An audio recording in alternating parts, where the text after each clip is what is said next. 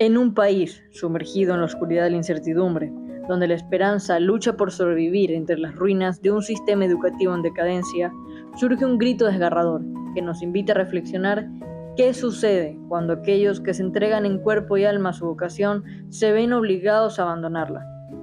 Un recorrido por momentos de gloria y adversidad nos recordará la importancia vital de la educación y nos confrontará con la realidad que enfrentan aquellos que llamaron a esa labor su verdadera vocación. A través de testimonios cargados de pasión, luchas internas y decisiones difíciles, este documental nos sumergirá en un mar de emociones, despertando nuestra conciencia y movilizando nuestro espíritu solidario en medio de la realidad venezolana. Estaba en el liceo un día, pues, y me dice la directora: Raúl, mira, no te llegó la quincena. Y yo recuerdo claramente que eso me alcanzó para comprar una Presto Barba y una sonda. Se sentía un vacío en mi corazón tremendo. Yo creo que ese fue el punto, pues, el punto de inflexión. Yo dije, no puedo. También me preocupa cómo la educación se ha ido deteriorando progresivamente en el país. Hasta depresivo la cosa, porque tenía salones de 26 estudiantes que se habían vuelto de 3.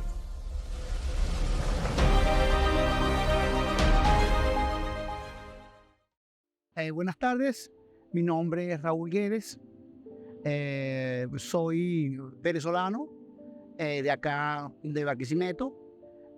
Nací en un pueblo cerca de Carora llamado Atarigua, un 11 de junio del 68, tengo 55 años. Soy de profesión educador, soy profesor de química, me gradué en la Universidad UPEL en el año 91. Y bueno, hace 3 años pertenezco a la gran familia UFT. Bueno, mi nombre es Emilio Mosquera, tengo 30 años, soy profesor y bueno, me gradué en el Pedagógico del Este en el 2017. Comencé a clase en un parasistema de Fe y Alegría, era como una extensión de Fe y Alegría que se llama el IRFA. Esto es Educación para Adultos. Ya después de eso, di clase en un colegio. Se puede decir que di clase en las tres,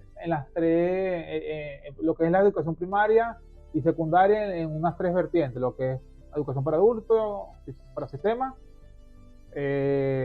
público y privado.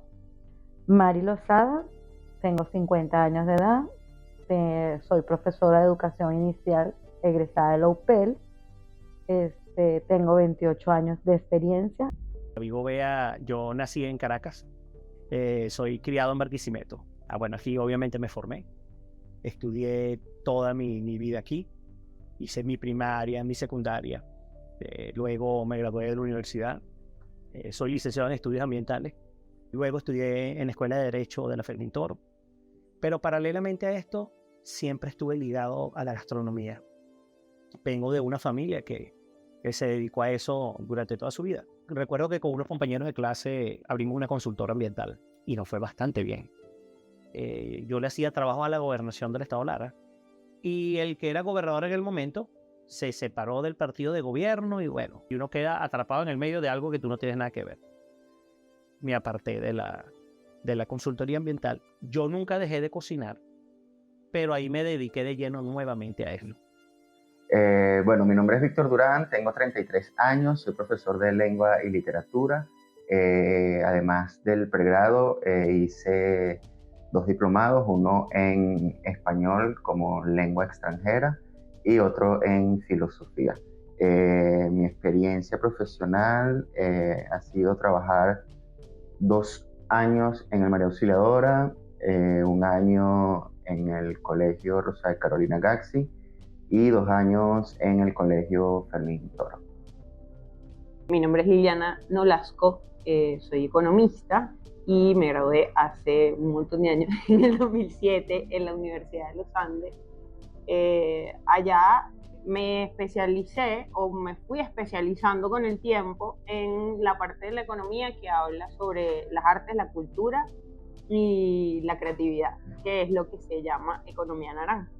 Más recientemente me he dedicado a trabajar la parte que tiene que ver con el marketing estratégico sobre todo.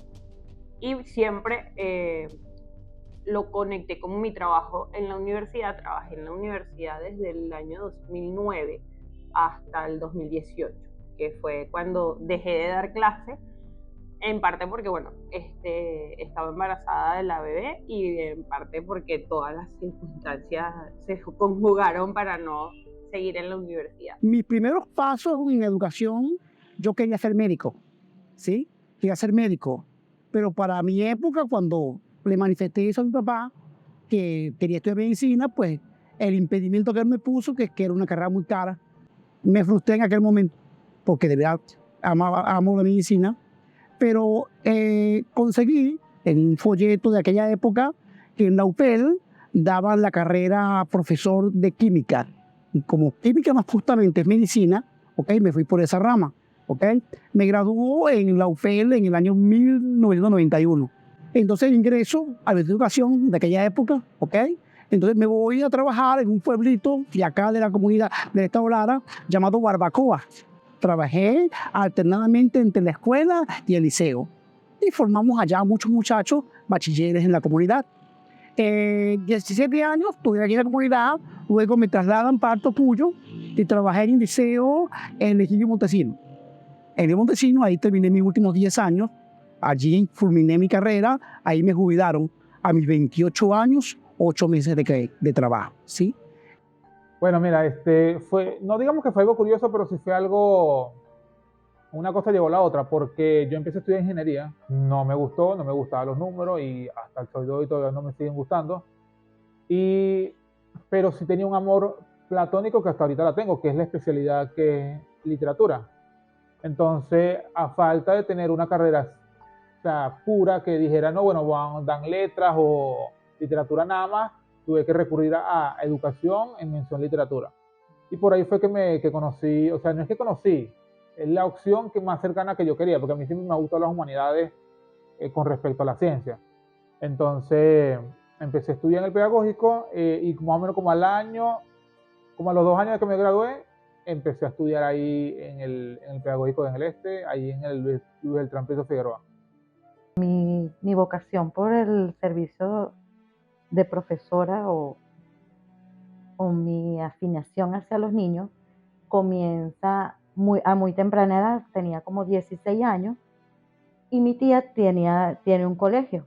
Y un día mi tía le dio una baja de tensión, una cuestión, y tuvo que salir. Me acuerdo yo que empecé a cantarles la canción de la ronda y todos los niñitos empezaron a seguir la voz. Entonces, bueno, los niñitos de verdad me llamó la atención y empecé a ir todas las tardes a acompañar a mi tía. En una oportunidad mi papá me dice, ya te tengo el cupo en la UCLA.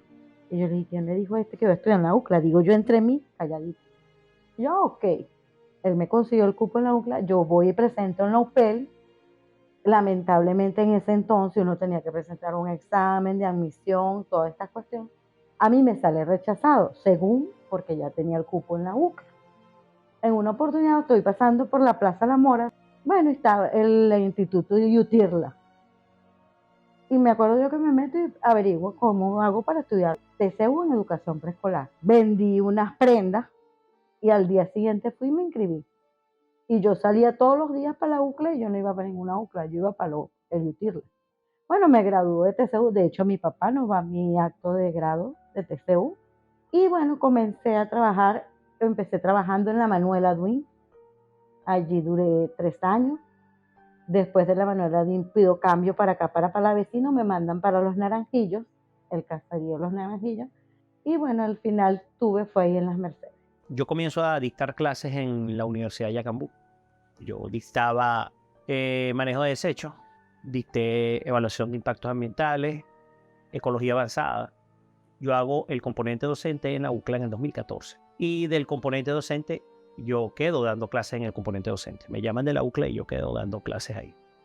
Y yo me acerco a la universidad y quedo en la Facultad de Ingeniería Civil en la Escuela de Urbanismo de la UCLA. Y comienzo a dictar clases en la UCLA. El mundo académico siempre te mantiene fresco, pues todo el tiempo estás manejando lo de tu carrera, bueno, y eso te mantiene todavía dentro de la línea de trabajo. Principalmente mi vocación por la educación nació por las ganas principalmente de aprender y segundo de transmitir el aprendizaje, lo que uno sabe, o es como hablar de cosas interesantes pues con otras personas y también intentar transmitirlo de una manera más o menos original o al menos didáctica, intentando de que los estudiantes se interesen por sí mismos en el conocimiento y no que sea como una obligación. Desde que recuerdo, siempre estaba dando clases, desde que era una niña pequeña. Yo ponía todas las muñecas, ese era mi auditorio. Yo daba clases o hablaba, hacía meeting, ponía las muñecas y les echaba cuentos o le daba clases. Y desde ahí, porque bueno, mi mamá es profesora, su vida daba clases en mi casa, después dio clases en un colegio y bueno, toda la vida todavía hoy da clases. Como mi mamá daba clases en la casa, las primeras clases que di yo tenía como 15 años y le daba clases a gente que iba a reparación, que iba del mismo colegio donde yo estudiaba y a veces del mismo año escolar. Después en la universidad, apenas entré en la universidad, tenía una beca como preparador y también daba clases. Me gradué de la universidad y cuando me vine a Barquisimeto, también fue así como que mi papá estaba en su trabajo un día y una señora que fue a tomar café le dice, mira que necesito un economista porque vamos a abrir una carrera de economía aquí en la universidad y no tengo, aquí en Barquisimeto no hay. Y yo decía, economía, sí, es economía. Yo, ¿estás seguro? No es contaduría, porque siempre la gente lo confunde.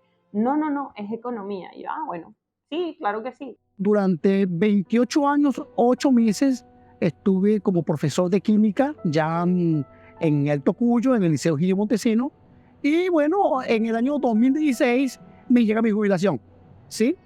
No la estaba solicitando. Yo no voy a mentir de que yo estaba metiendo papeles, de que yo no. Me llegó. Estaba en el liceo un día, pues y me dice la directora, Raúl, mira, no te llegó la quincena. Cuando me reviso por la internet, pues fui un lote que sacó venturación de jubilaciones y desde allí, pues, vino la pandemia, ¿ok? Pasé unos años aquí en la comunidad Tierra Negra, porque me mudo a la ciudad. En el año 2020 llego aquí a la gran familia Fermín Toro, ¿ok? Ingreso como vigilante, parte del equipo de seguridad de aquí de la institución. Bueno, creo que fue el descontexto colectivo que tiene el gremio. Yo recuerdo mucho, mi mamá la operan más o menos en el 2019, a principios del 2019 la operan de una hernia.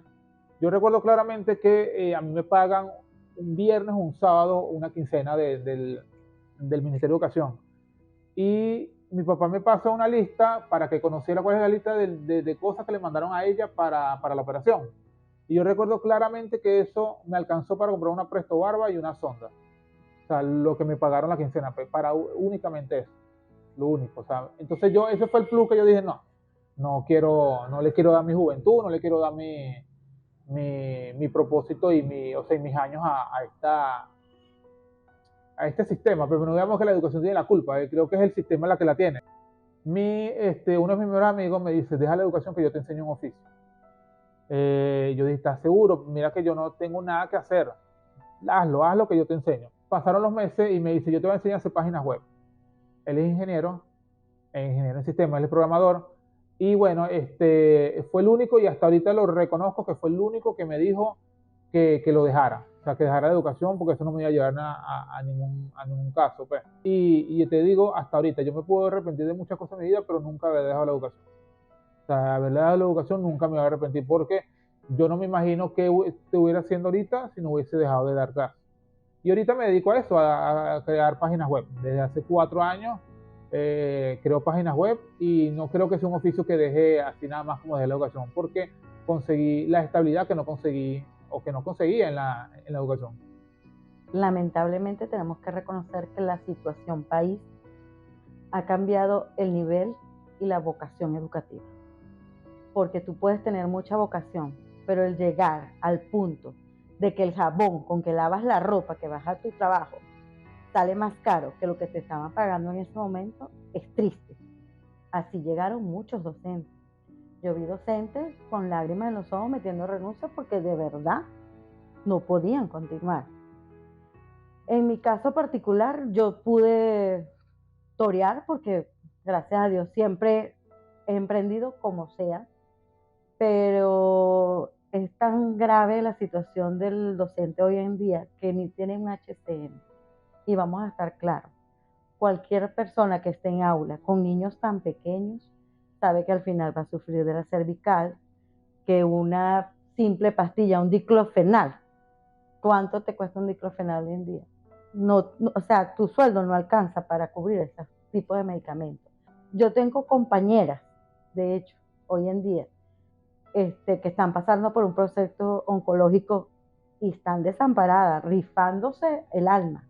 Una de las cosas fue eso, o sea, la situación país, la politiquería en las instituciones. A mí me llegaron a sacar de reuniones porque yo no era del PSUV y ellos iban a hablar con la ONG y profesora, lamento porque usted no apoya esto, por favor retírese.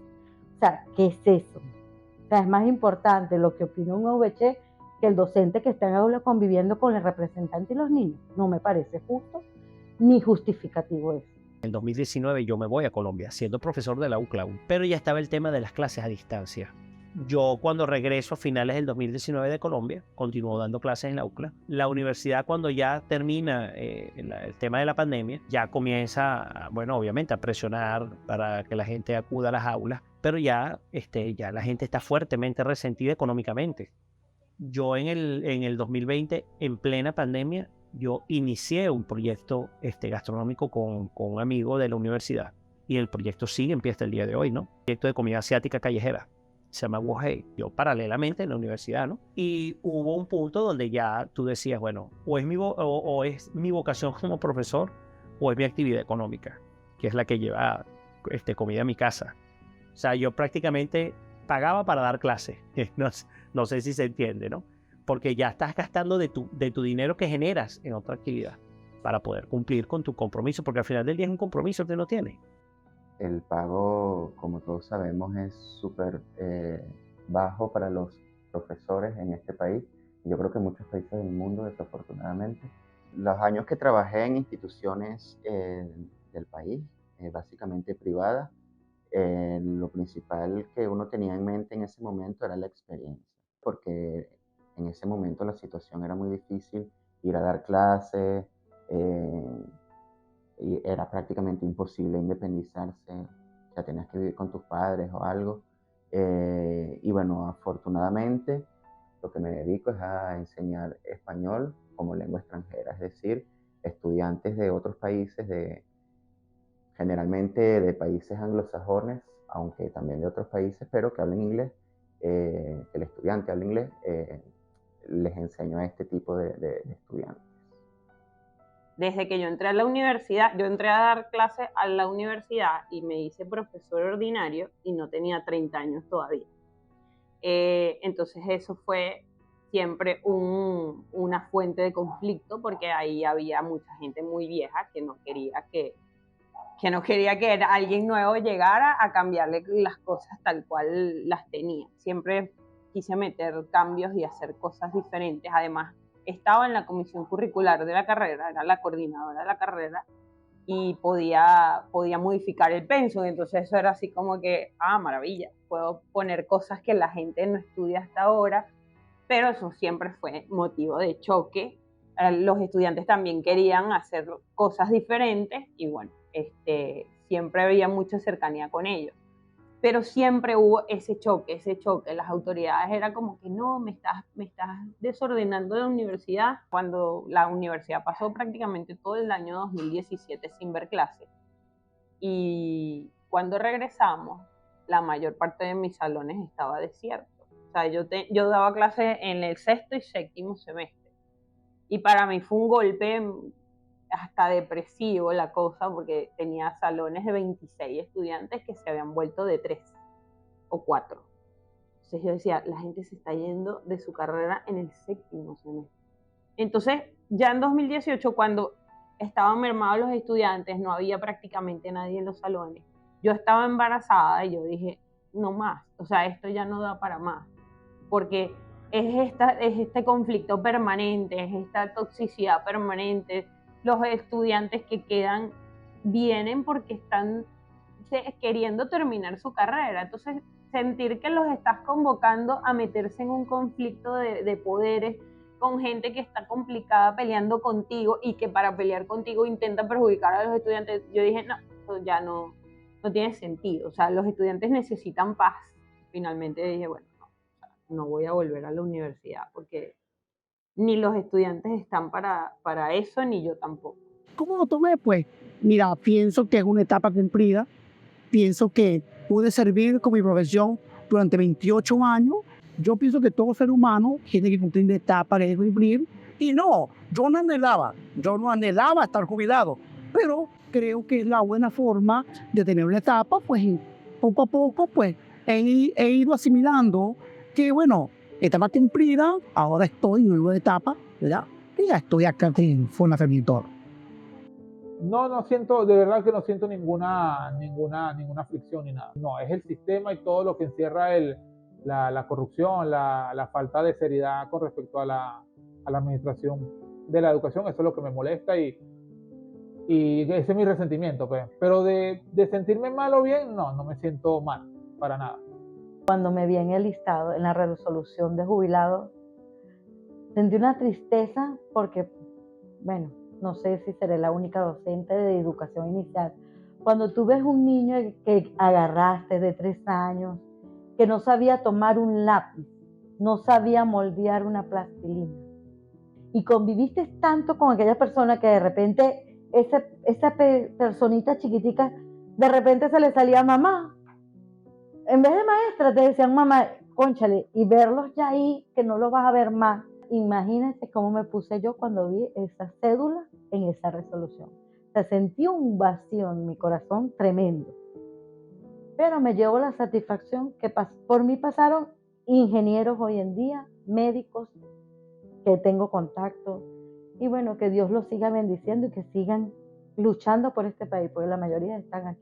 Una de las cosas que más me impactó, yo recuerdo aquellos profesores que murieron en Mérida. Mira, eso fue un impacto en la universidad. Eran personas formadísimas y murieron en la mengua. ¿Me entiendes? No tenían los medios para sobrevivir. Unas personas que dieron toda su vida a la educación.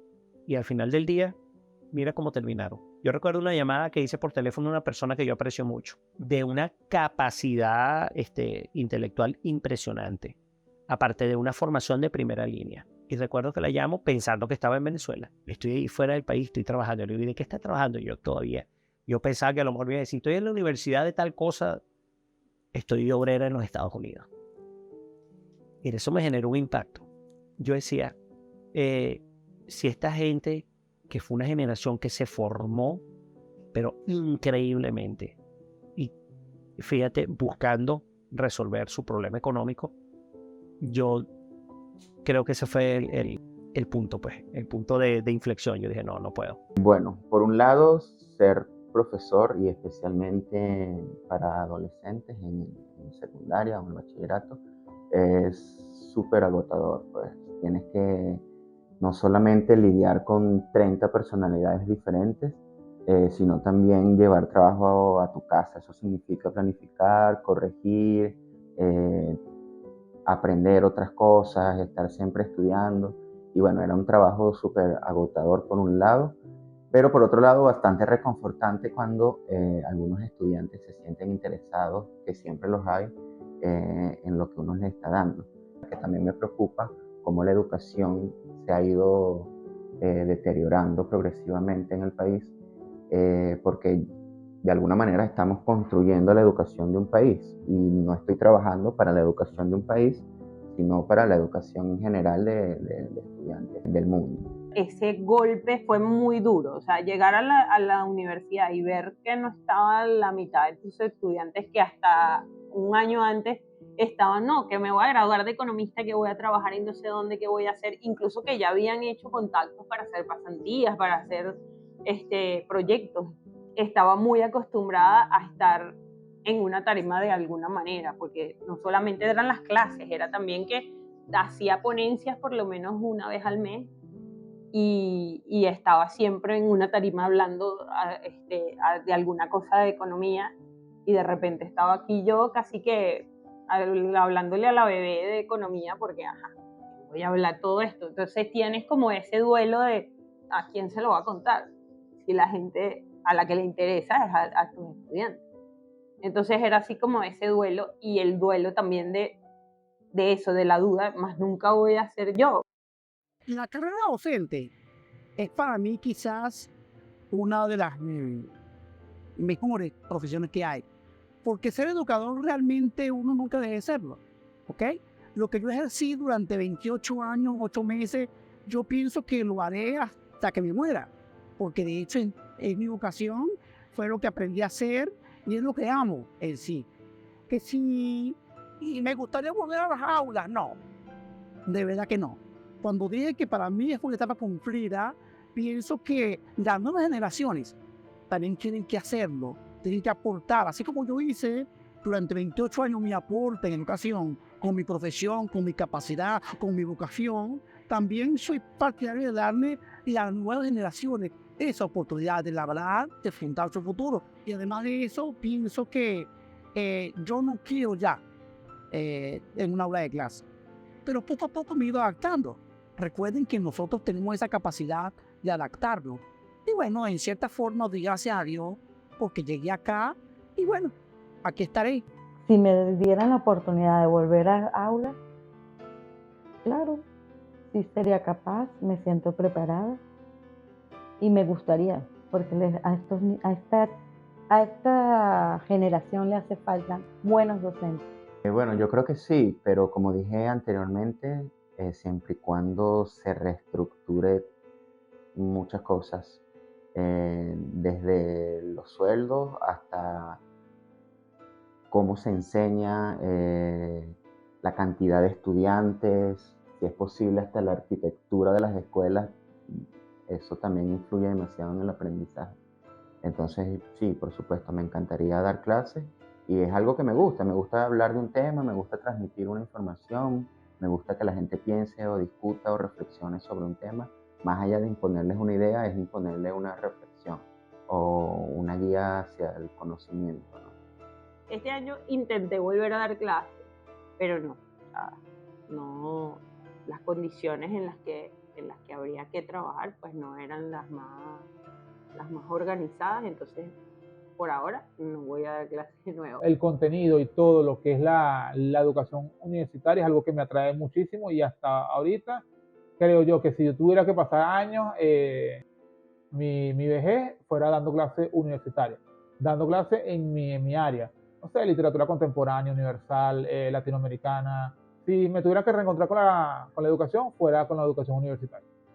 Yo creo que no estoy contrario a la idea, pero yo creo que hay que esperar que las condiciones se vuelvan a dar. Aparte de que yo creo que todavía estamos en la transición, no se ha entendido qué pasó después de la pandemia. El mundo cambió, definitivamente. Para bien, para mal, para algunas personas depende de la óptica con lo que lo vea cada persona. Pero hay que entender que en este proceso en el cual nos encontramos ahora, pues la pandemia expuso a la luz muchas cosas a las que nosotros estábamos ajenos. Y una de las grandes cosas en las que fue expuesta mediante la pandemia fue la educación. Entonces, definitivamente, la educación necesita una transformación y no sé cuándo va a suceder. Pero en el momento en que suceda, yo creo que yo me volvería a montar en el autobús escolar.